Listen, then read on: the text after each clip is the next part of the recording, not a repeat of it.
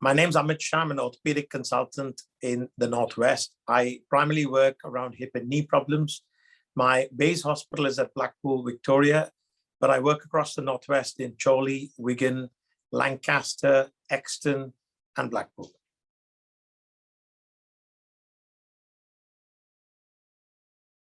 The vast majority of people who present with knee arthritis have this as a consequence of wear and tear or reaching the age where they get simply osteoarthritis. And for most people, this is what they'll present with.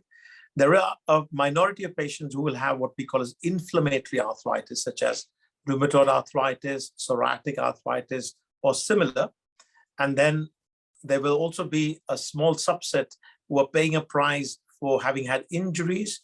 Either that's in the form of a single acute injury or multiple injuries over the years, what we call as post-traumatic arthritis.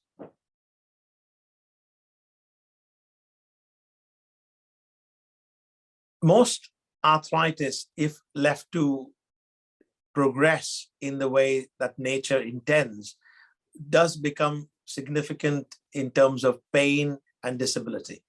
What is more difficult to predict is how quickly does that happen. So we see some patients where it progresses very slowly and they remain mild or moderate in terms of the symptoms for years, whereas in some people it progresses that quickly that they become disabled, end up using walking aids or frames or crutches or sticks or even being on a wheelchair. So, but the eventual challenge is that joints become stiff, painful, and immobile.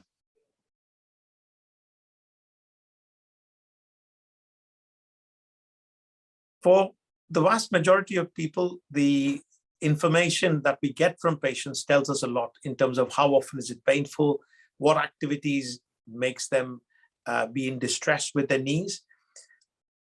A good proportion is then gained from physical examination of that patient, understanding the range of movement that the patient has, the nature of the pain, examining for stiffness, examining for muscle strength, and looking at what the vascular supply and the nerve supply to that limb is.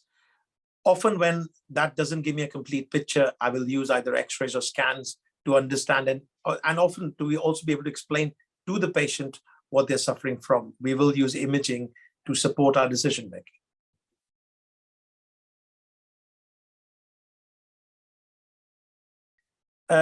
It's an interesting philosophy on can you cure arthritis? So it's a question that I'm asked often, and I'm often trying to explain to them, I'm not going to cure the problem, but I'm trying to find your way around it. So we can't take away the progress of how the body will mature over time and the fact that you will have pain and the joints will get worn out. But there are many things we can do to help the pain. So from simple use of walking aids to injections to painkillers to trying to assess their gait or make them walk differently. In the early stages, I can use keyhole surgery to wash the knee out or give them various forms of injections, either that's hyaluronic acid or viscosupplements, steroids.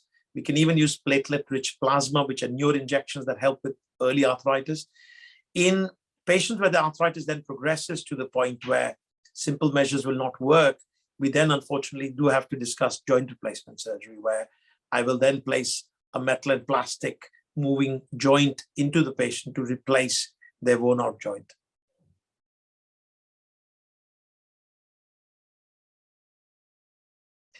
So surgery should always be the last resort. I'm a firm believer that we should try simpler things first, mainly because, not because we're trying to delay surgery just because we want to give it to people when they're older, but we know that the longevity of implants, so most modern knee replacements will work well for 15 to 20 years.